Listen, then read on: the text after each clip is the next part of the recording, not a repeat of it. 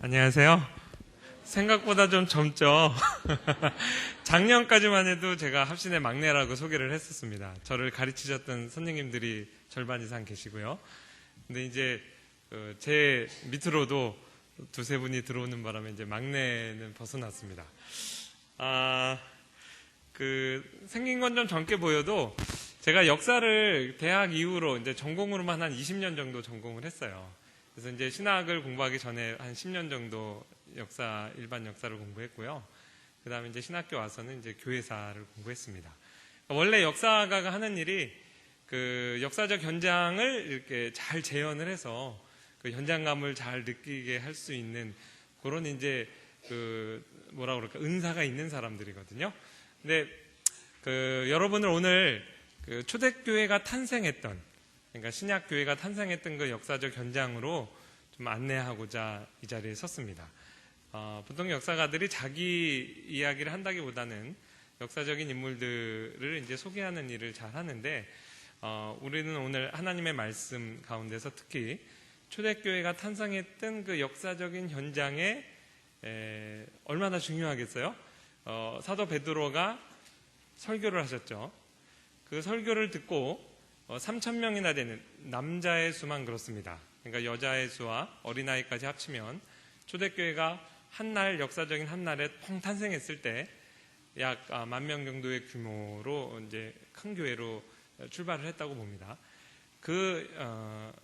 베드로의 설교를 좀 주의하도록 하겠습니다.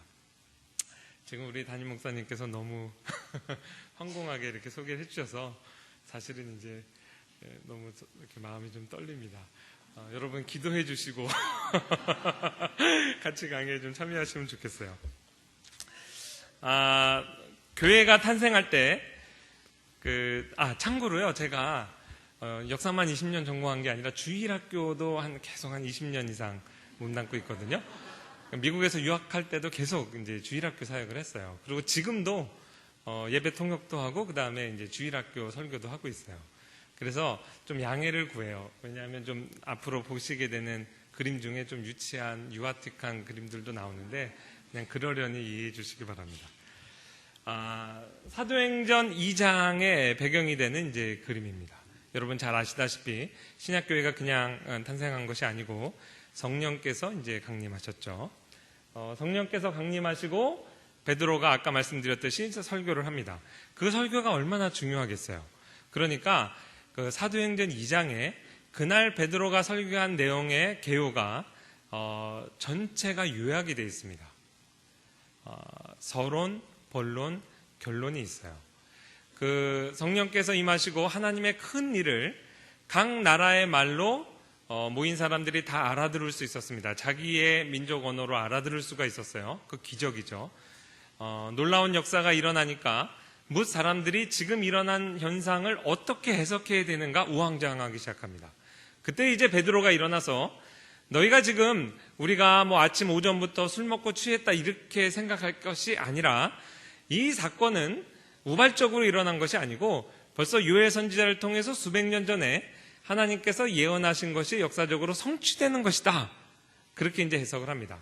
그때 인용했던 말씀이 요엘서 말씀이죠. 말세에 내가 나의 영을 나의 남종과 여종 남녀노소에게 다 부어주리니 그들이 예언할 것이요 하고 결론을 어떻게 내고 있죠? 누구든지 주의 이름을 부르는 자는 구원을 얻으리라. 예수 그리스도로 이제 안내를 하고 있습니다. 저는요 이것이 다인 줄 알았어요.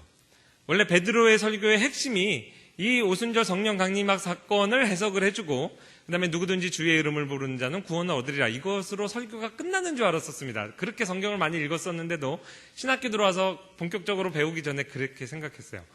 나중에 보니까 여러분 다시 한번 이렇게 펼쳐보시면 14절부터 21절까지가 이제 그날 설교의 서론입니다. 그리고 그날 설교의 본문은 시편 16편 말씀이에요. 25절부터 33절까지 나오고요. 34절, 35절에서 그날의 설교 결론입니다. 본문은 시편 16편이고 결론은 시편 110편 말씀으로 주의하고 있습니다. 그러니까 서론, 본론, 결론이 전체 구약에 대한 주의 설교라고 볼 수 있고요. 그 다음에 시편 16편 말씀의 주제는 뭐냐면 예수 그리스도의 십자가와 육체 부활입니다. 십자가 부활. 그 다음에 시편 110편의 말씀은 예수님의 승천과 재위, 어려운 말로 재위, 쉬운 말로 예수님께서 보좌 우편에 앉으심, 하나님 보좌 우편에 앉으심. 그래서 그날 설교 전체가 어려운 말로 하면 기독론적인 설교라고 해요. 예수 그리스도에 관한 설교고, 특히 예수 그리스도께서 무엇을 하셨느냐, 십자가와 부활과 승천과 재위입니다. 이 전체는 성령께서 임하셔서 전혀 새로운 계시를 말한 것이 아니고 이미 주어진 구약 성경에 대한 주의 설교입니다. 이것을 아는 것이 굉장히 중요해요. 우리 교회가, 신약 교회가 어떻게 출발했느냐라는 역사적 현장을 우리가 아는 것이 오늘날 우리를 돌아보는데 굉장히 중요하다고 봅니다. 시편 16편 말씀은요, 얼마나 중요하냐면요, 그 사도 베드로와 더불어서 여러분이 더 잘 아시는 사도 계시죠? 누구 있어요? 사도 바울.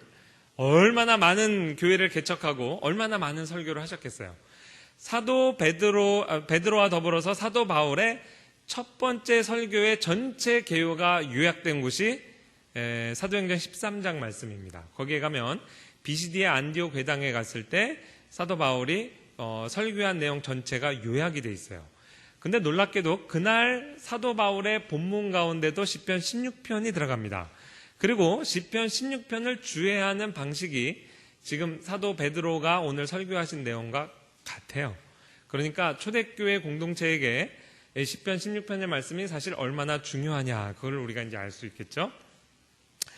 시편은요, 좀 이제 워밍업을 좀 하겠습니다. 150편으로 되어 있습니다. 그 중에서 이렇게 많은 시편들이 보통 그 장르상 메시아의 시편으로 분류됩니다. 내가 메시아의 시편은 다 모르겠다 해도 이 빨간색은 굉장히 여러분이 읽어보면 알 겁니다. 왜냐하면 예수님께서 대부분 이 빨간색에 해당하는 그 시편의 챕터들은 예수님이 친히 인용하셨던 챕터들이 많아요. 내가 다른 건 다 몰라도 22편 말씀은 반드시 알게 돼 있습니다. 제가 증거를 보여드릴게요. 시편 22편 말씀, 내 하나님이여, 내 하나님이여, 어찌 나를 버리셨나이까? 어디서 많이 들어보셨죠? 어디서 들어보셨죠?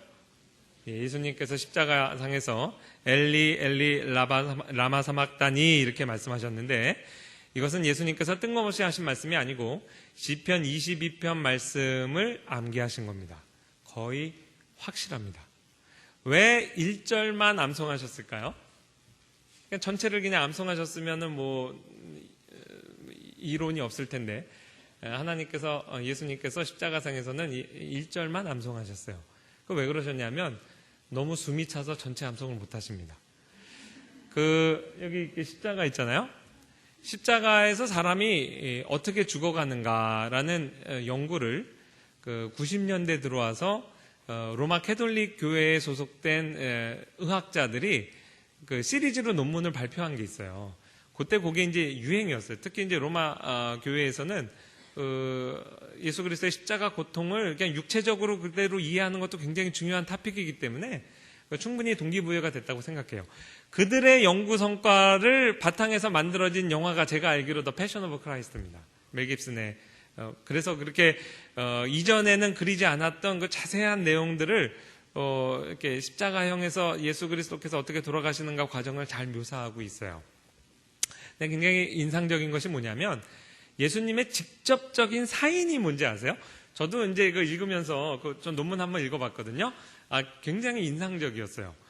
직접적인 사인은 뭐 과다출혈도 아니에요. 질식사랍니다. 십자가형은요, 형틀은 정말 로마에서 머리 좋은 사람들이 모여서 목적이 있는 형틀이었어요. 어떻게 하면 가장 오래도록 가장 극심한 고통을 느끼면서 천천히 죽어가게 하느냐, 그거를 만들어낸 거예요. 고문 기술자들이 당대에 모여서. 그래서 이게 못을 받고 피가 이렇게 똑똑 떨어지게 하는 것은 오히려 죄수의 생명을 연장시켜요. 십자가에서 보통 2, 3일씩 매달려 있고요. 긴 사람 한 일주일씩도 매달려 있답니다. 그러니까 굉장히 고통스럽죠. 그리고 이제 십자가에 매달리면 어떤 현상이 생기냐면 이렇게 다리를 못으로 이렇게 박잖아요. 보통 이제 발등을 박는다고 얘기도 하는데 고증되는 이렇게 고고학적으로 발견되는 거 보면 복숭아뼈에다가 큰 대못을 양쪽에 이제 박아요. 그리고 이제 손은 손바닥에 박지 않고 여기 이제 뼈 2개가 지나가는데 그 뼈와 뼈 사이에 내 손목에다 박습니다. 4개를 이렇게 박아두면 일단 몸이 처져요. 처져서 사람이 숨을 쉬어야 될 거 아니에요? 제일 먼저 십자가 위에서 이제 달려있는 죄수가 숨을 쉬려고 그러면 어디에 제일 먼저 힘이 갈까요? 발. 예, 발에다가 힘을 주고 이렇게 몸을 일으켜야 됩니다. 숨을 내쉬기 위해서. 몸을 일으킬 때 거기다 지금 못을 박아놨기 때문에 말 그대로 그 발뼈가 속에 있는 발뼈가 이렇게 쇠에 이렇게 닿아 있거든요. 그게 이제 직 갈리는 거예요. 뼈가 갈리는 고통을 이제 느끼게 돼 있어요. 그리고 그 다음 힘을 받는 곳이 무릎입니다. 무릎에 힘을 받고 몸을 일으킬 때 손에서 이제 몸을 이렇게 당기게 되죠. 근데 몸을 이렇게 당길 때 역시 이 손에 이렇게 박아둔 그 뼈와 뼈 사이에 큰 쇠못이 있죠. 이게 이제 손을 비틀어야 되니까 거기서 이렇게 뼈가 갈리는 거예요. 근데 이것이 한두 번이 아니고 매번 숨을 쉴 때마다 발뼈와 손에 있는 뼈가 갈려요. 저도 뼈 수술을 한번 해봤는데 살이 아픈 것과는 차원이 다릅니다. 아무리 몰핀 주사를 맞아도 뼈가 시큰하게 아픈 거 있거든요. 그러니까 이제 그 고통을 매 숨을 쉴 때마다 느끼게 하는 거예요. 그러니까 머리가 좋죠. 그렇게 해서 정말 사람을 잔인하게 이렇게 고통을 느끼게 하는데 십자가 형틀에 지금 매달린 사람에게 가장 큰 자비는 뭘까요? 그래서 다리를 꺾는 거예요. 무릎을 이렇게 탈구를 시키면요. 처음에 발에다가 힘을 주고 일으킬 때 몸을 못 일으켜요. 그럼 결국은 숨을 쉬지 못해서 질식사하게 된다고 합니다. 이제 의학자들이 이제 그 메커니즘을 이렇게 연구해서 발표한 걸 보고 십자가형을 이렇게 보면 정말 그렇구나라고 이제 우리가 좀 느낄 수 있어요. 그래서 예수님께서 6시간 매달려 계시면서도 7마디밖에 못 하신 거예요. 한 번 말하고 그 다음에 한참 또 이렇게 쉬었다가 또 한마디 하시고 이렇게 하신 것이죠. 시편 22편 말씀을 정황적으로 제가 이렇게 설명드렸는데 가장 자명한 것은 이제 텍스트 자체가 이야기를 합니다. 어찌 나를 멀리하여 돕지 아니하시며 내 신음소리를 듣지 아니하시나이까. 십자가의 고통을 BC 1000년 전에 이미 이렇게 예고한 것이죠. 나를 보는 자가 다 나를 비웃으며 입술을 삐죽거리고 머리를 흔들며 말하되 그가 여호와께 의탁하니 구원하실 걸 하나이다. 시편 22편 7절에서 8절입니다. 마태복음 27장과 누가복음 23장에서 예언이 성취된 것으로 기록하고 있습니다. 나는 물같이 쏟아졌으며 내 모든 뼈는 어그러졌으며 내 마음은 밀랍 같아서 내 속에서 녹았고 내 힙이 말라 질그릇 조각 같고 내 혀가 입천장에 붙었나이다. 내가 목마르다 하실 때 예언이 성취되는 것으로 요한복음 19장에서 기록하고 있습니다. 개들이 나를 에워쌌으며 악한 무리가 나를 둘러 내 수족을 찔렀나이다. 내 겉옷을 나누며 속옷을 제비 뽑나이다. 머리가 쭈뼛 쓰는 내용이죠. 마치 BC 1000년 전에 십자가 사건이 있기 이미 1000년 전에 다윗 선지자를 통해서 하나님께서 십자가의 현장을 마치 보는 듯이 예언하시고 계세요. 수족을 십자가형에서 지금 찔른 거 아니겠어요? 그리고 내 겉옷을 나눈다. 이것도 원래 로마 병정들은 죄인의 옷을 그 당시에 헝겊이 귀하니까 그것을 나눠서 찢어 가졌는데 그날은 한 사람한테 몰아주자 이렇게 했던 것이죠. 제비 뽑아서 한 사람 몰아줬는데 마치 그 현장을 보면서 기록한 것처럼 지금 시편 기자가 이렇게 적고 있어요. 예수님께서 왜 암송하셨는지 이제 아시겠죠. 십자가 앞에서 당황하고 있는 여인들과 제자들에게 너희가 지금 당황할 것이 없다. 이거는 우발적인 사건이 아니고 이미 BC 1000년 전에 다윗 선지자를 통해서 하나님께서 예언하신 것이 역사적으로 지금 성취되는 거야. 하나님의 일이, 하나님의 계획이 지금 성취되고 있는 거야. 전혀 당황할 필요가 없어. 그거 가르쳐 주신 거예요. 우린 예수님 십자가에 돌아가시기 전에 마지막까지 보통 전도하셨다. 그것만 아시기 쉬운데요. 사실은 성경 공부도 시키셨습니다. 여러분 목사님이 성경 공부 나오라 그러면 부지런히 나오세요. 예수님께서 마지막까지 하신 일 성경을 풀어서 가르쳐 주신 거예요. 근데 여러분 이 메시아의 시편은요 좀 독특한 특징들을 몇 가지 갖고 있는데요. 물론 다 그런 것은 아니지만 인상적인 거 하나를 좀 소개해 드립니다. 여기 지금 개들이 나를 에워쌌으며 이 나가 1인칭으로 돼 있죠. 이게 지금 다윗 선지자를 얘기하는 걸까요? 아니죠. 메시아 자신을 이야기하는 겁니다. 사실 십자가의 고통을 미리 예언한 대표적인 선지자가 있죠. 이사야 53장. 우리가 고난주간마다 이사야 53장을 많이 암송하잖아요. 그가 찔림은 우리의 허물을 인하며, 그렇죠? 그가 징계를 받음으로 우리가 평화를 누리고 그가 채찍이 맞음으로 우리가 나음을 입었다. 이러한 그 53장의 예언에 보면 메시아의 고통을 남성 3인칭 대명사로 받고 있어요. 그가. 그렇죠? 그게 좀 자연스럽죠.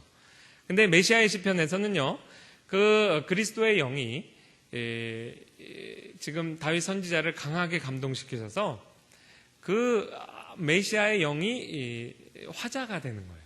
거의 1인칭으로 나옵니다. 그런 어떤 특징들이 있어요. 그러니까 어떻게 보면 더 아주 메시아의 고통을 1인칭 화자가 되어서 이렇게 설명하고 계시죠. 여기까지가 이제 워밍업입니다. 메시아의 시편은 이런 특징들을 갖고 있구나. 자, 오늘 지금 사도 베드로가 설교 본문으로 택한 시편 16편 말씀에서는 특히 예수 그리스도의 십자가 사건이 이미 역사적으로 성취되었고 그건 이미 사람들이 다 알아요. 지금 무엇 때문에 좀 이렇게 믿을까 말까 하고 있냐면 예수 그리스도가 부활한 게 맞아? 이렇게 생각하는 사람들이 꽤 있었어요. 그래서 예수 그리스도의 육체 부활까지도 예수 그리스도의 십자가 사건처럼 이미 성경에 예언되었다라는 것을 강조하는 부분이 오늘 사도행전 기자가 그 부분을 인용하고 있습니다. 시편 16편 8절에서 11절까지 말씀인데요. 다윗이 그를 가리켜 이르되 내가 항상 내 앞에 계신 주를 배웠으며 그가 나의 오른쪽에 계심으로 내가 흔들리지 아니하리로다. 그러므로 내 마음이 기뻐하였고 내 혀도 즐거워하였으며 육체도 희망에 거하리니 이는 내 영혼을 음부에 버리지 아니하시며 주의 거룩한 자로 썩음을 당하지 않게 하실 것이미로다. 자, 여기서 나가 누굴까요?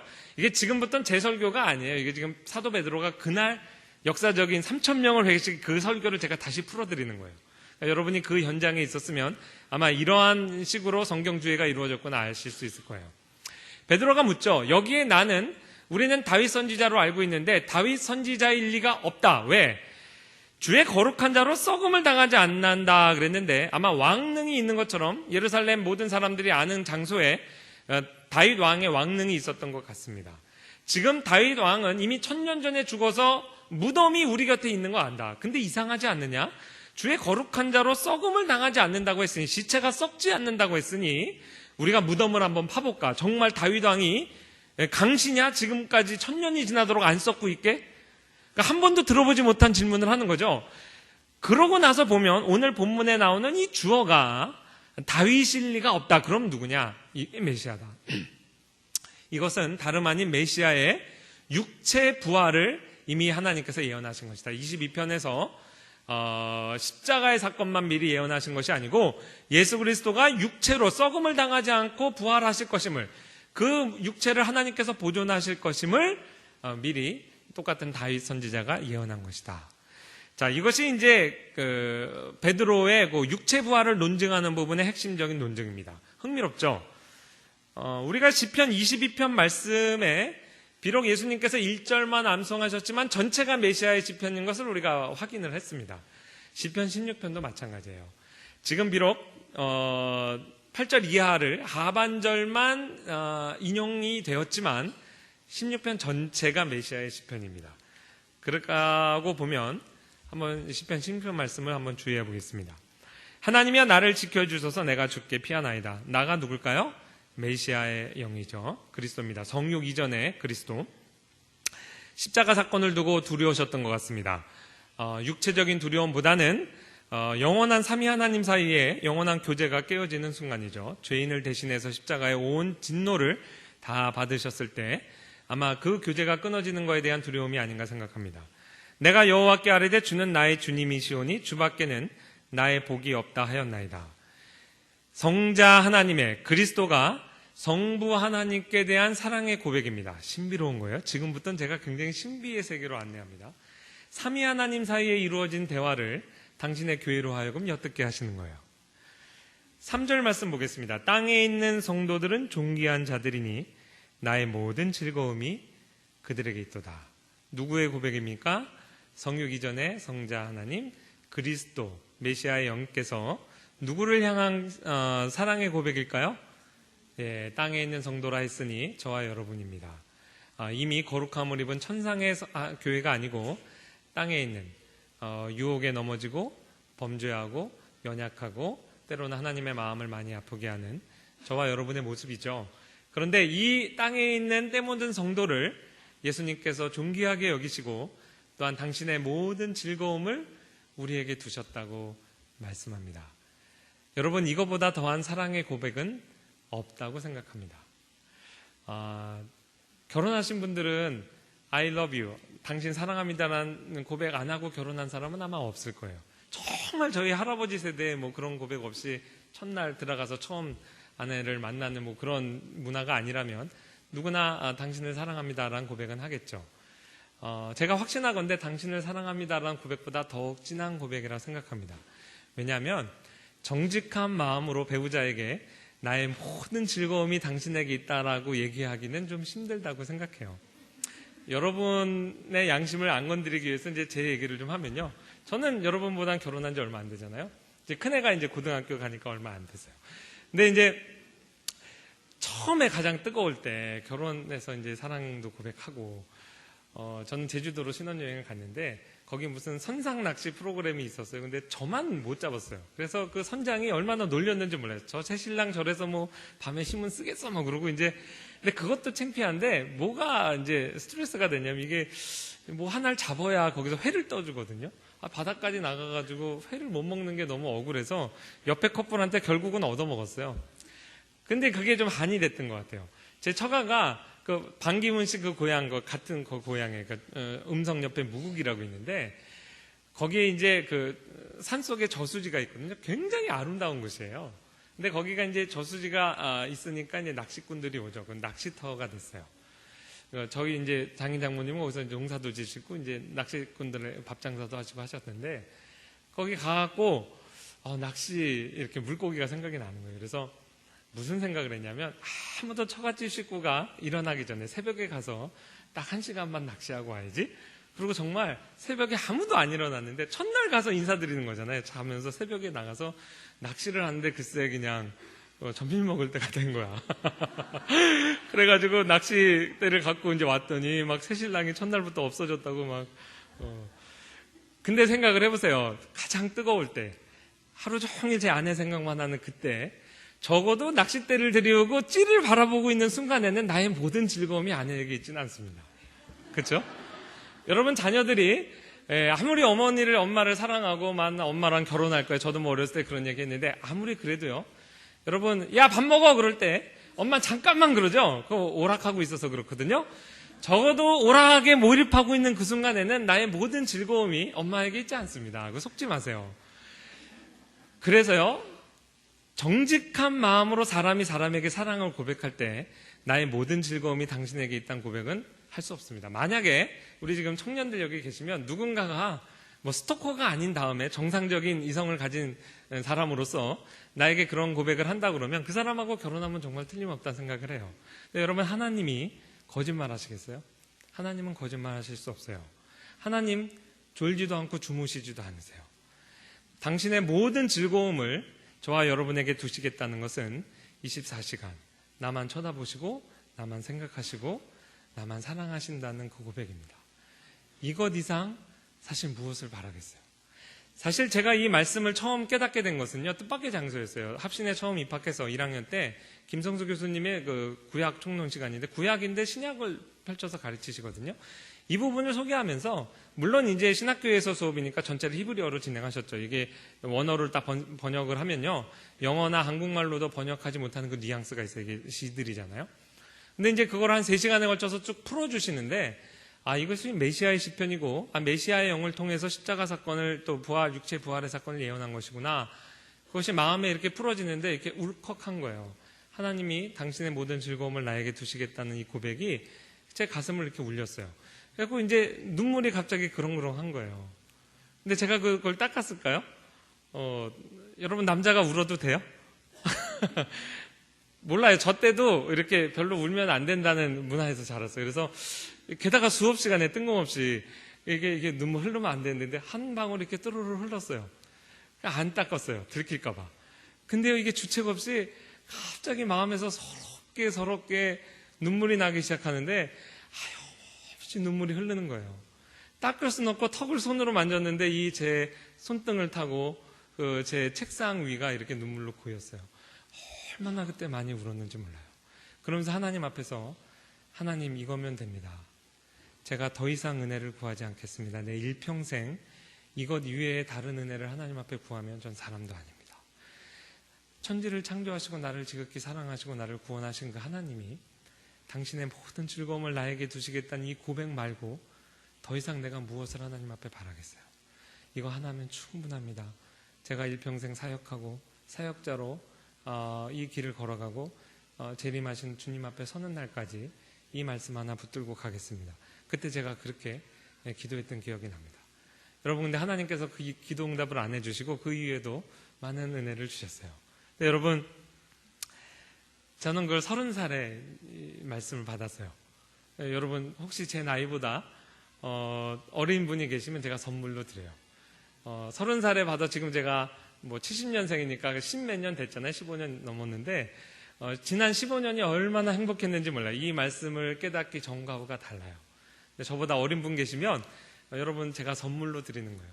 이 우주를 창조하신 하나님께서 당신의 모든 즐거움을 여러분에게 두시겠다는 그 고백 갖고 여러분 기죽지 말고 신앙생활하다 그 어떤 어려움이 있어도 능히 이기고 예수님 오실 때까지 건강하게 신앙생활 하시기 바래요. 선물로 드리는 거예요. 그리고 나서 또 하나 보면요, 물론 시편 22편의 말씀도 후반절에 가면 또 이사야 53장의 말씀도 후반절에 가면 그 메시아의 기쁨에 대해서 이제 얘기하고 있습니다. 그런데 여기만큼 잘 드러나지 않아요. 십자가를 노래한 그 시편 16편 말씀에서 가장 많이 나오는 핵심 개념은 뭐냐면 기쁨입니다. 땅에 있는 성도들은 존귀한 자들이니 나의 모든 즐거움이 그들에게 있도다. 이러므로 나의 마음이 기쁘고 나의 영도 즐거워하며 내 육체도 안전히 살리니 주께서 생명의 길을 내게 보이시니 주의 앞에는 충만한 기쁨이 있고 주의 오른쪽에는 영원한 즐거움이 있나이다. 세상에 십자가를 앞둔 메시아의 마음에 가장 깊은 곳에는 지극한 기쁨이 있었다는 얘기입니다. 이 기쁨이라는 개념은요, 사실은 시편 16편에서 처음 하신 말씀이 아니에요. 말씀을 깨닫고 보니까 사실 하나님께서 늘 당신의 교회를 향한 사랑의 고백으로 계시하셨던 말씀이더군요. 헵시바라고 들어보셨죠? 찬양팀 이름 많잖아요. 헵시바, 뷸라.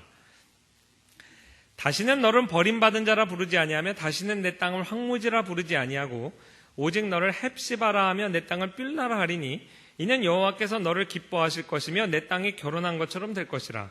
마치 청년이 처녀와 결혼한 같이 내 아들들이 너를 취하겠고 신랑이 신부를 기뻐한 같이 내 하나님이 너를 기뻐하시리라. 이사야 62장 말씀인데요.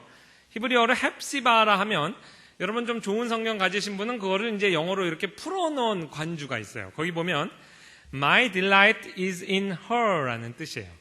그러니까 나의 모든 즐거움이 그녀에게 있다. 그녀 왜 여성 명사로 받았을까요? 대명사로? 원래 교회 예루살렘은 여성 대명사로 받습니다. 그러니까 나의 모든 즐거움이 나의 교회에게 있다라는 고백은 늘 하나님께서 해오신 말씀이에요. 그게 헵시바의 뜻이고요. 뷸라라는 말은 영어로 하면 married woman 이란 뜻이에요. 그러니까 결혼한 여자죠. 자, 헵시바와 뷸라를 합치면 이렇습니다. 한 남자가 한 여자를 봤는데 첫눈에 반했어요. 24시간 그 여자 생각만 나요. 나의 모든 즐거움이 그녀에게 있어요. 도저히 참을 수가 없어요. 그래서 프로포즈를 하고 결혼을 했어요. 그래서 아내로 취한 거예요. 그 뜻이에요. 그러니까 하나님께서 당신의 교회를 향한 하나님의 사랑을, 그 뜨거운 사랑을 무엇에 빗대어 설명할까? 부모 자녀의 사랑으로 여기서 안 하셨습니다. 왜냐하면 그것은 좀 일방적이잖아요. 두 인격체가 만나서 뜨거운 사랑하는, 인간이 경험하는 가장 뜨거운 사랑, 그거에 빗대어서 하나님의 그 불타는 사랑을 이렇게 빗대어서 설명하신 거예요. 그러니 시편 16편의 말씀과 지금 이사야 62장의 말씀은 정확히 일맥상통하고 있습니다. 하나님께서 늘 이렇게 말씀해 오신 것이죠. 그것을 우리가 깨닫지 못하다가 사실 베드로의 설교를 통해서 시편 16편의 전체 주의가 있었다고 생각해요. 그날 베드로의 설교를 듣고 있는 사람들의 마음이 이렇게 하나님의 사랑으로 녹아내렸다고 생각합니다. 먼저 그들이 가슴을 찢고 하나님 앞에 돌아오기 전에 하나님의 이 깊은 사랑, 예수 하나님의 그 사랑을 의심하다가 의심을 안 하게 됐거든요. 왜 그러냐면 원래 이스라엘 사람들이 좀 민족적 한이 있어요. 우리가 아무리 하나님 앞에 범죄했다 손치르더라도 하나님 너무하시는 거 아니냐, 우리는 정말 선민이 맞느냐, 하나님 우리 까먹으신 거 아니냐, 뭐 이러한 좀 서름이 있었어요. 근데 십자가 사건 앞에서 하나님이 우리를 정말 지극히 사랑하셨구나, 그게 감동받은 거 아니겠어요? 근데 베드로의 설교를 통해서 더 기가 막힌 건 뭐냐면 하나님이 우리를 십자가상으로 품은 게 지금 불과 50일 전이 아니고 이미 1000년 전부터 다윗 선지할 때, 그땐 하나님하고 사이 좋았을 때거든요. 범죄하기도 전에 디아스포라 되기 전이잖아요. 그때부터도 하나님은 한결같이 우리를 십자가의 사랑으로 품었구나. 그 이후에 우리가 범죄한 그 모든 역사적 현장 가운데서도 하나님은 늘 한결같은 마음으로 우리를 품으셨구나. 그 아버지에 대한 사랑이 그냥 의심이 다 사라지면서 이상가족 만날 때 막 서럽게 우는 것처럼 이스라엘 사람들이 그래서 하나님의 사랑 앞에서 가슴을 찢고 돌아온 거거든요. 근데 이제 우리는 이제 잘 사실 몰라요. 뭘 모르냐면 이 십자가로 나아가는 그 예수 그리스도의 마음이 기뻤다, 즐거움을 말했던 것을 제가 그렇게 눈물을 흘리고 은혜를 받았어도 그것을 정말 실존적으로 깊이 있게 깨닫게 된 거는 그 다음에였어요. 제가 이제 제 얘기를 해서 좀 또 죄송한데요. 우리 지금 고등학교 간다는 그 애가 이제 16개월 때 좀 어려운 병을 앓았어요. 혹시 의사분이 계시면은 알아들으실 텐데 LCH라고 이렇게 약자로 쓰고요. 정확한 병명은 랭거한스셀 히스티오사이토시스라는 병명이었어요. 우리나라에서는 좀 희귀병이고 외국에 가니까 좀 많이 있더라고요. 우리나라에서는 예전에 병원 24시라는 프로그램이 있었는데 거기 우리 아이하고 똑같은 병을 앓은 아이가 2 케이스 소개됐었어요. 외국인 노동자 아들하고 우리나라 좀 가난한 집 아들이어서 이렇게 전체 시청자들이 모금해서 수술시켜줬거든요. 근데 둘 다 죽었어요. 사망 치사율이 굉장히 높고요. 랭거한스라는 이제 독일의 의사가 발견한 특정 백혈구 이름입니다. 그러니까 일종의 백혈병으로 이제 분류가 돼요. 백혈병이라는 것이 원래 백혈구는 좋지만 그게 이제 병균이 침입하지 않았는데도 백혈구가 막 늘으면 어떻게 되죠? 그게 막 자기 조직을 파괴하잖아요. 그래서 이제 무서운 건데 랭거한스셀이라는 특정한 백혈구가 이상 증식을 하는 거예요. 위에서 발병하면 위가 뭐 일주일 만에 또 녹아서 없어지고 장기 그러니까 사라져요 그냥. 뼈에서 발병을 하면 뼈가 그냥 다 녹아서 한 1, 2주 만에 없어져요. 그러니까 뼈가 그나마 좀 난데 머리뼈, 척수뼈 이런 데서는 치사율이 굉장히 높죠. 이제 우리 아이는 다행히 이렇게 오른쪽 팔뼈의 이제 중간부터 시작을 했는데요. 어느 날 2학년 때 이제 수요일 날 예배 마치고 집에 와서 옷 갈아입히고 이제 예배당을 가려고 했는데 애가 옷 갈아입히는데 울어요. 16개월 되니까 말은 못하죠. 근데 팔에서 약간 열이 나서 애기 침대에서 떨어진 줄 알았어요. 그래서 야, 조금 서둘러서 일찍 가자. 그래서 우리가 수원에 살았거든요. 여기서 이제 교회는 역삼동에 있었으니까 분당 올라가다가 차병원에 들려서 이제 정형외과 가서 엑스레이를 찍었는데 엑스레이를 찍는 기사가 벌써부터 막 당황하는 거예요. 제가 딱 보니까 아까 뼈 2개 있다 그랬죠. 그 치킨 윙 시키면 뼈 2개 있는 거 아시죠? 사람도 비슷해요. 근데 이제 아랫뼈, 팔뼈 전체가 없어졌어요. 그러니 얼마나 깜짝 놀래요? 위에도 이렇게 뼈가요. 의사가 뭐라고 그랬냐면 새우깡하고 똑같다 그랬어요. 그러니까 이게 잡으면 으스러져. 그래서 촬영하자마자 제일 먼저 한 게 이제 그 다음날 수술하고 여기 이렇게 깁스를 했거든요. 이렇게 세게 누르면 으스러지니까. 그래서 이제 처음에는 의사가 이제 급성 골수염이라고 그랬어요. 그래서 저는 이제 그런 줄 알았죠. 근데 열어봤더니 급성 골수염이 아니라는 거예요. 그리고 조직배양 검사했더니 정확한 병명이 나오기 전까지는 이제 암인 것은 분명한데 뭔지는 이제 모르고 그러다 나중에 이제 우리나라 좀 소아백혈병 쪽에서는 제일 권위자인 이양 선생이 지금 자꾸 하셨는데 한양대병원에 계셔서 이제 그쪽으로 옮겼습니다. 그래서 이제 투병 생활을 한참 했어요. 근데 그때 합신 다닐 때고 뭐 전도사들 또 우리 화평교회 뭐 열심히 기도해서 하나님께서 불쌍히 여겨서 결국은 이제 완치됐습니다.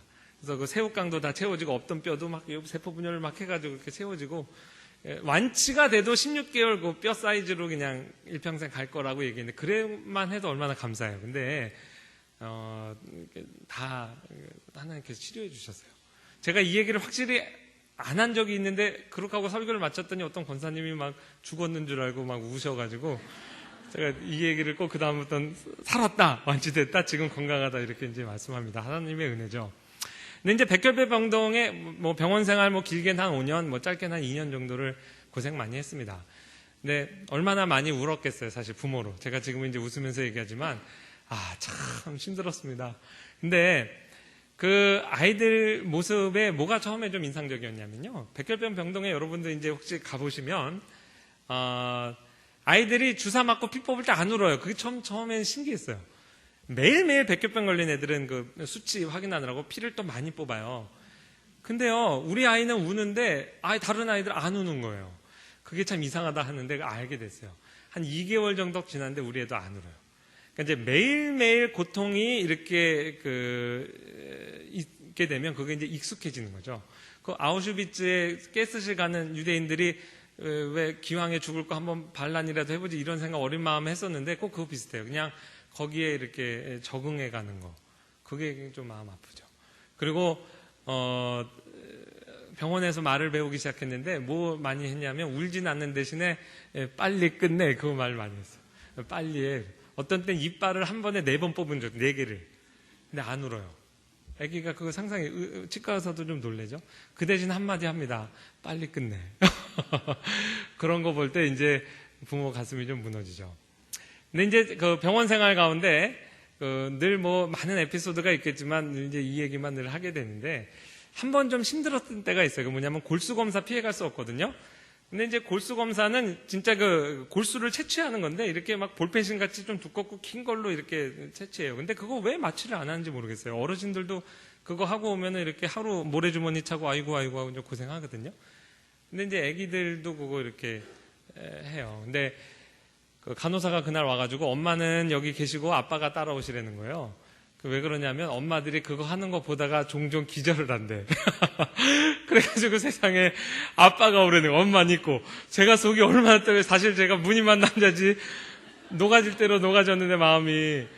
근데 이제 얘를 데리고 처치실 갔는데 여기 우리 어르신 계신 한 좀 위치에 이렇게 제가 밖에서 기다리고 진짜 어른 넷이 얘를 잡고 순식간에 시트가 피투성이가 되더라고요. 이게 쫙 피가 나오고 하는데 그날따라 막 왔다 갔다 해서 그 우리 성진이랑 제가 눈이 마주치는 거예요.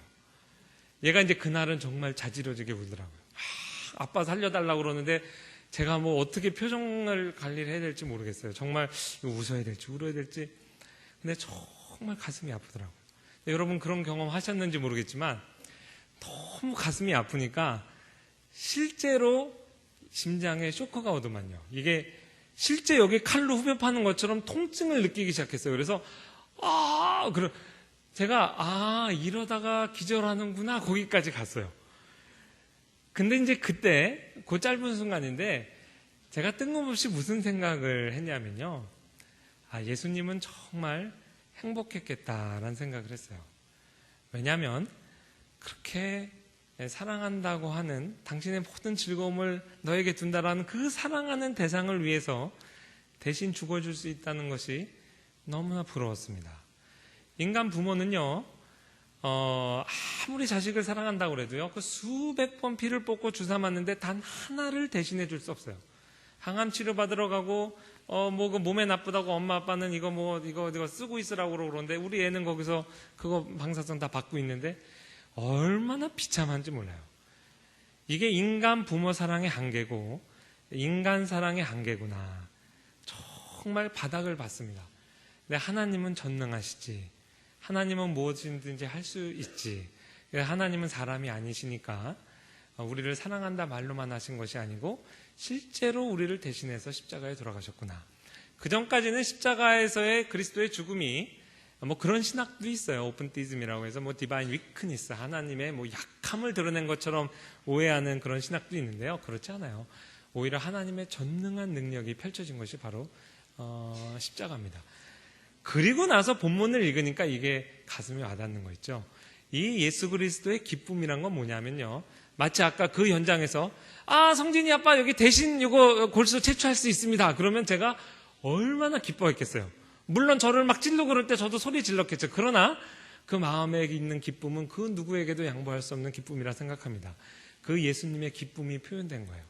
예수님의 가장 기쁜 속마음이 이스라엘 사람들에게 지금 베드로의 설교를 듣고 있는 여러분과 같은 우리 초기의 선배들에게 그 마음 가운데 그것이 계시가 된 것입니다. 그래서 그 시편 이 16편 마틴 루터가 그 굉장한 성경 신학자입니다. 구약 전체를 원어에서 독일어로 번역하고 신약 전체를 그릭에서 독일어로 번역하고 사실 혁명가로 우리는 알고 있지만 성경 신학자예요.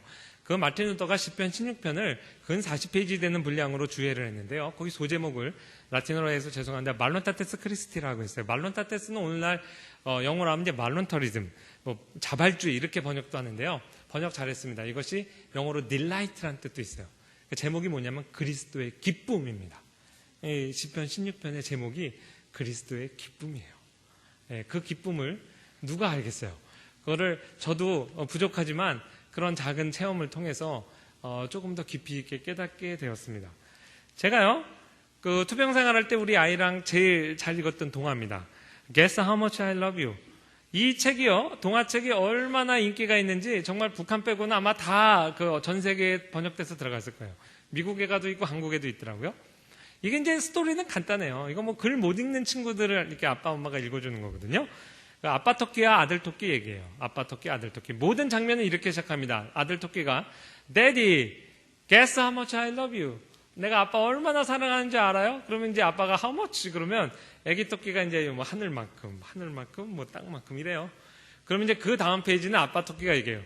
My son, guess how much I love you, my son. 내가 너를 얼마나 사랑하는지 아니? 그러면 아빠 토끼 크잖아요. 그래서 그냥 하늘만큼 토끼니까 펄떡펄떡 뛰기도 하고 처음부터 끝까지 그렇게 다 해요. 설마 무슨 스토리가 있겠지. 그렇게 하고 끝나요. 근데 이게 전 세계 베스트셀러예요. 야, 이 동화 작가들이 돈도 많이 벌겠다 그런 생각도 듭니다. 이 단순한 플러스로 전 세계 어린이들이 사랑하는 게 됐어요. 우리 아이가 글씨를 모를 때도 이거 이렇게 읽어달라고 이렇게 하면요. 제가 정말 잘 읽어줬습니다. 왜냐하면 여러분 그 병원 생활 하는 동안에 얼마나 I love you 많이 했겠어요. 그러나 얼굴이 가려워서 못합니다. 맨날 아빠는 사랑한다고 말만 하고 주사도 못 맞아주고 뭐 그렇게 하면 어떡해요. 근데 이제 민망해서 하지 못하는 말을 이 동화책 읽어주면서 그냥 마음껏 하는 거죠. 성진아, 아빠가 너 얼마나 사랑한지 알아? 비록 이렇게 못난 아빠지만 사모치 알로 내가 하늘만큼 땅만큼 사랑해. 그렇게 하면 우리 아이도 되게 좋아하고 그랬어요. 십자가를 보면 하나님께서 우리에게 하시는 말씀입니다. Guess how much I love you. 내가 너희를 얼마나 사랑하는지 아느냐. 말뿐이 아니고 그 십자가에서 능력의 하나님께서 우리의 죄를 대신해서 돌아가시고 사랑하는 우리와 영원토록 같이 살기 위해서 부활하셨죠.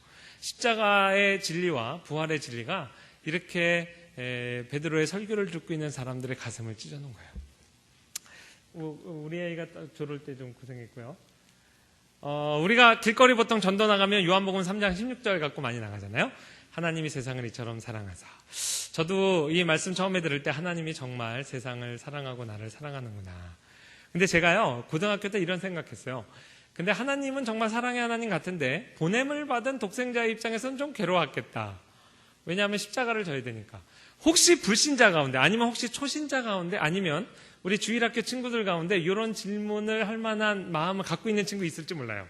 근데 잘 안 하죠. 저도 주일학교 때도 안 했거든요. 왜냐하면 어려운 질문은 우리 선생님이 보나마나 대답 못할 걸 알기 때문에 안 했어요. 애들도 그런 배려를 해요. 아무리 장난꾸러기라도. 혹시 그런 생각을 하는 친구가 있을지 모르니까 가서 얘기해 주세요. 보냄을 받은 독생자의 마음도 기뻤대. 외우기도 쉬워요. 요한복음 3장 16절 거꾸로 하면 16장 3절이죠. 네, 시편 16편 3절 말씀 같이 들고 나가면 동전의 양립처럼 하나님의 마음과 예수 그리스도의 마음이 잘 계시되었고 이 계시된 하나님의 말씀 앞에 우리의 성도, 초대교회 유대인 처음 공동체가 가슴을 찢고 돌아온 거예요.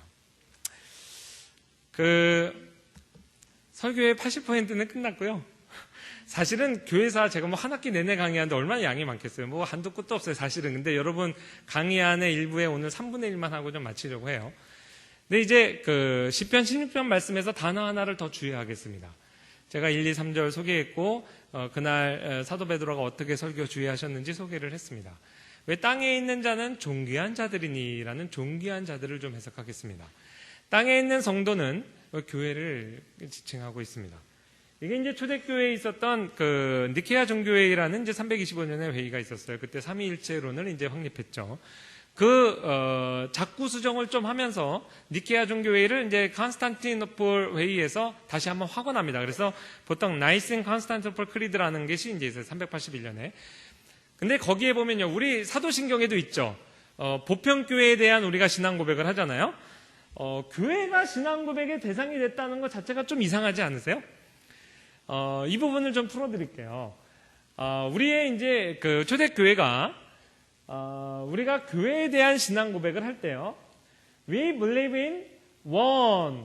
하나의 교회를 믿습니다. 자, 교회는 지금 우리 소망교회도 있고 뭐 사랑의 교회도 있고 여기 지구에 외국에도 교회가 많지만 하나님이 보실 때 하나의 교회입니다.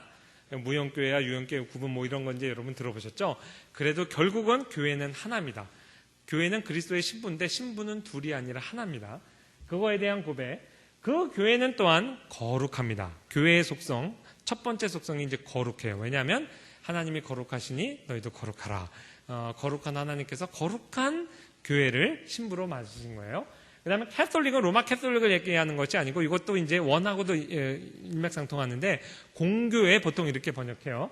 그 다음에 아포스톨릭은 철저히 말씀에 기초한 거예요. 그러니까 이제 사도와 선지자의 터 위에 하나님께서 교회를 세우셨기 때문에 이 성경 말씀에 근거한 정통성 있는 교회라는 뜻이에요. 이 모든 내용은요, 지금 오늘 내가 다니고 있는 이 지교회의 모습에 그치지 않고 어려운 말로 하면 종말론적인 실체. 그래서 우리 신앙 고백의 대상이 되는 거예요. 우리가 교회를 이야기할 때도 교회의 어떤 모습을 우리가 머릿속에 그리면서 그거를 그렇게 교회를 삼으시고 보시고 만들어 나가시겠다는 하나님의 약속을 우리가 믿는 믿음의 고백이 필요한 거예요. 어려운 말 했으니까 이제 쉽게 풀어드릴게요. 제가 주일학교만 있었다 그랬잖아요. 새하늘과 새 땅에 완성되는 종말론적 실체로서의 이제 교회입니다. 근데 그 교회는요, 뭐 이렇게 귀신들이 가는 교회가 아니고 정말 물리적인 실체를 갖습니다. 성경에 보면 Then I saw a new heaven, a new earth 하고 이제 그 새하늘과 새 땅이 하늘로부터 우리에게 내려온다. 비유적으로 이렇게 표현했어요. 그 말은 뭐냐면 물리적인 실체를 갖는 거예요. 지금 내가 육을 가진 것처럼 그 세계에도 육이 있고 이 자연 세계가 있어요. 우리의 심지어는 문화물까지도 다 보존된다고 물론 하나님께서 죄를 씻으시죠. 특히 우리 개혁주의 전통에서 그 부분을 많이 강조합니다. 문화와 자연물에 대해서는 좀 넘어가고요. 인류에 관한 부분을 이야기하겠습니다. 저 부분이 이제 우리 교회론하고 직접 관련이 됩니다. 여러분 해마다 부활절이 되면 부활절 달걀해요. 저도 미국에서 이제 미국 교회 주일학교 이렇게 사역할 때 우리나라에서는 그 정도까지 문제의식을 못 느꼈는데 미국은 부활절 때 누가 인기 있냐면 크리스마스 때는 산타클로스, 부활절 때는 이스터 버니라고요. 그 래빗, 그 토끼가 그냥 막 시장에 되게 많아요. 그 왜 그런가 제가 기원을 찾아봤는데 누구 하나 속 시원하게 대답해 주는 사람이 없어요. 분명한 건 어쨌든 좀 이교적 기원을 갖고 있습니다. 그래서 그거 래빗도 좀 마음에 안 들고 그다음에 부활절 행사로 뭐 하냐면 이제 이렇게 달걀 숨겨놓고 그 헌팅하는 거거든요. 그거 찾으면 이제 달걀도 있고 달걀 속에 막 이렇게 인조 달걀 만들어 그 안에 초콜릿도 넣고 막 그래요. 그래서 애들이 너무너무 좋아해요. 근데 이것 때문에 부활절 의미가 희석되는 거 아니어서 한때 고민한 적이 있는데요. 다시 사도 바울 선생님의 말씀을 주의하고 읽다 보니까 부활절 달걀 주는 건 정말 설교만 잘하면 잘 풀어서 설명하면 가장 성경적인 부활절에 대한 해석이다라고 이제 확신하게 됐어요. 왜 그런지 아세요? 보면 여러분 부활절 달걀 주는 이유가 정말 달걀 안에 무슨 생명이 있을까 싶은데 저거를 품으면 적어도 유정란의 경우에는 저렇게 이제 생명체가 나오잖아요. 정확히 이 논리로 사도 바울 선생님이 고린도전서 15장에서 우리에게 육체 부활을 설명하고 계세요. 누가 묻기를 죽은 자들이 어떻게 다시 살아나며 어떠한 몸으로 오느냐 하리니 어리석은 자여 내가 뿌리는 씨가 죽지 않으면 살아나지 못하겠고 또 내가 뿌리는 것은 장래의 형체를 뿌리는 것이 아니요 다만 밀이나 다른 것의 씨앗뿐이로되 하나님이 그 뜻대로 그에게 형체를 주시되 각 종자에게 그 형체를 주시느니라. 여러분 지금 사도 바울 선생님은 식물, 동물, 자연 만물까지도 모든 것을 씨드와 열매로 비유하고 계세요. 왜 우리가 부활의 진리를 너희가 믿지 못하느냐?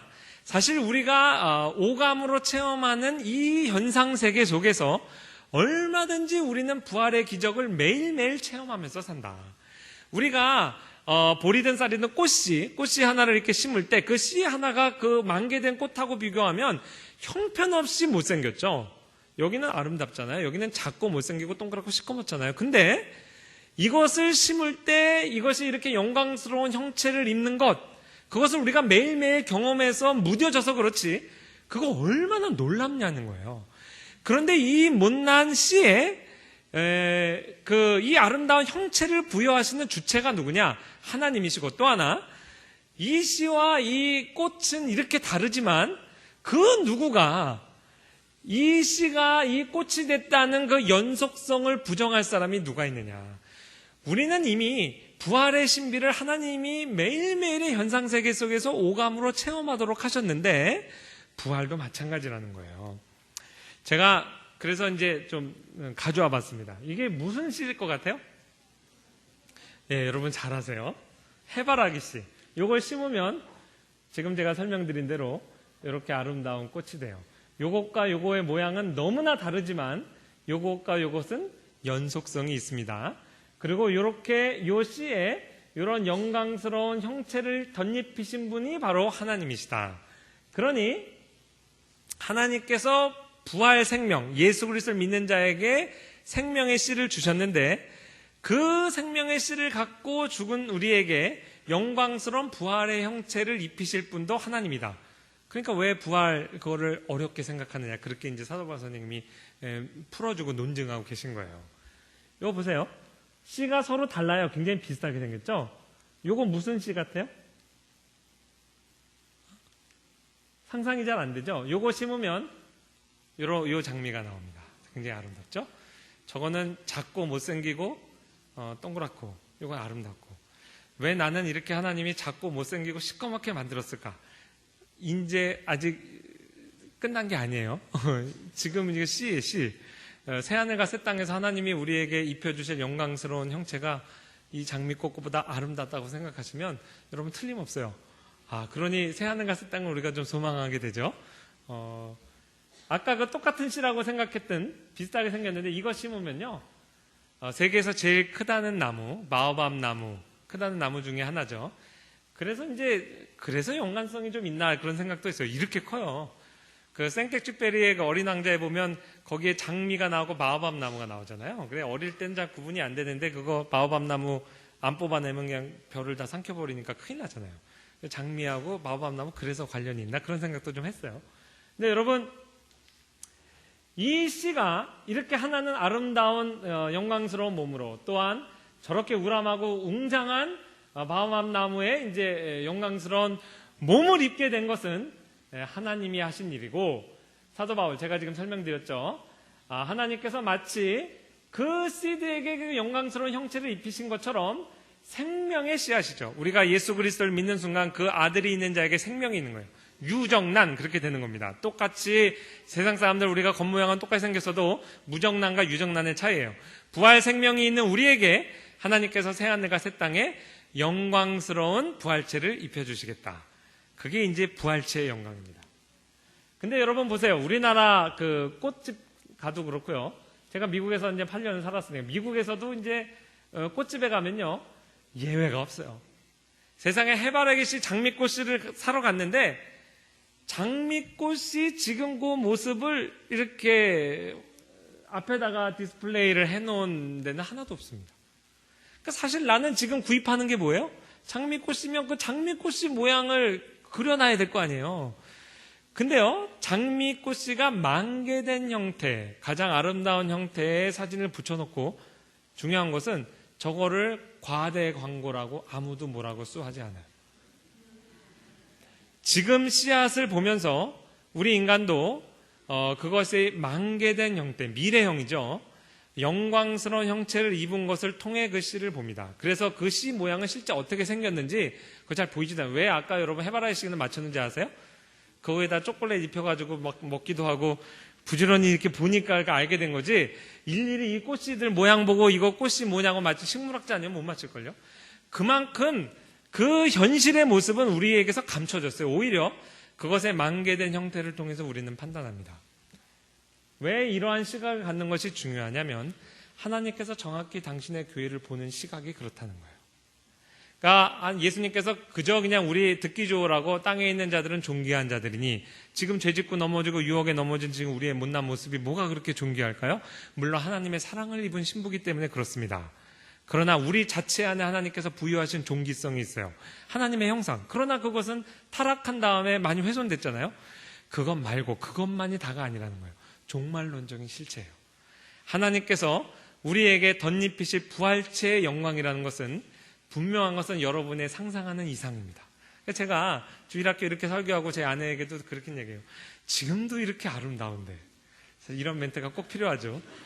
나는 사실 떨려. 앞으로 새하늘과 새 땅에서 정말 비교할 수 없는, 우리가 상상할 수 없는 그런 아름다운 모습으로 하나님께서 변화시키실 거예요. 여러분의 남편, 지금 여러분이 그렇게 우습게 여기는 그 남편 정말 바오밥 나무 이상으로 정말 멋진 모습으로 하나님께서 내 옆에 두실지 누가 합니까? 그러니까 우리가 그런 시각으로 서로가 서로를 보는 것이 중요해요. 그렇게 되면 우리 교회 공동체의 모습이 정말 하나님의 고백만으로 우리가 존귀한 자 그렇게 배워서 아는 것이 아니고 서로가 서로를 그렇게 바라보게 되는 것이고요. 또 하나 자기 자신을 그렇게 바라보는 것이 중요합니다. 내가 지금 나의 모습만 바라보면 낭망할 수밖에 없고 정말 내가 무슨 존귀한 자인가 스스로, 특히 여러분 재직으로 부름받았는데 다 그런 마음 계실 거예요. 사실 목사님이 나를 몰라서 이렇게 임명했지 나를 다 알고 나면 난 아무것도 아니야. 그러나 목사님도 하나님을 닮으신 거예요. 여러분의 현재 모습만을 보고 여러분을 이 자리에 부른 건 아닙니다. 하나님이 우리를 현재의 모습만 보고 불렀다면 사도 바울은 하나님 앞에 부름받지 못했겠죠. 그러나 하나님의 시각은 최종적인 그 모습을 보고 지금 우리를 존귀하다 말씀하시고 우리를 부르셨고, 교회 공동체를 섬기는 저와 여러분들도 하나님께서 지금의 못난 모습으로 우리를 평가하시는 것이 아니고 하나님께서 앞으로 영광스러운 우리의 형체를 덧입히실 부활체의 영광을 바라보시면서 우리를 부르신 거예요. 그래서 사실 세속적인 인간들도 인간의 태아의 존엄성을 성체, 인간의 성인의 모습에서부터 그 디그너티를 찾는 것처럼, 디그너티, 존엄성이죠. 땅에 있는 성도들은 존귀한 자들이니 나의 모든 즐거움이 그들에게 있도다. 사실 초대교회가 탄생될 때 선포된 하나님의 말씀, 그 하나님의 말씀에 한마디 한마디에 이렇게 깊은 의미가 있다는 것 우리가 한번 이렇게 생각해보고 그 말씀에 우리의 신앙에 닻을 내리고 우리 소망에 닻을 두는 그런 생활하면 얼마나 기쁘고 행복할까 이런 생각합니다. 예, 기도하시겠습니다. 사랑해 주님 감사합니다. 이러한 귀한 시간을 통해서 우리가 초대교회의 역사적 현장을 다시 한번 생각할 수 있는 기회를 주시고 무엇보다 그날 선포된 하나님의 말씀을 다시 한번 묵상할 수 있고 배울 수 있는 기회를 주신 것 감사합니다. 그렇습니다. 내가, 우리 교회가 하나님의 모든 즐거움의 대상이요 하나님의 지극한 사랑의 대상이 된 것, 또 우리가 얼마나 영광스러운 존재인 것을 가르쳐 주시고 계시해 주신 것 감사합니다. 오늘 이후로 내 마음속의 왕좌를 하나님 앞에 내어드리기를 원하고 예수님이 그러신 것처럼 나의 모든 즐거움도 예수님께 두고 또한 그리스도의 몸된 교회를 섬기고 사랑하고 섬기는 일에 나의 모든 즐거움을 두는 또한 저희 소망교회 성도들 또 우리 자녀들 될 수 있도록 주님께서 복 내려 주시옵소서. 감사드립니다. 예수님의 이름으로 기도합니다. 아멘.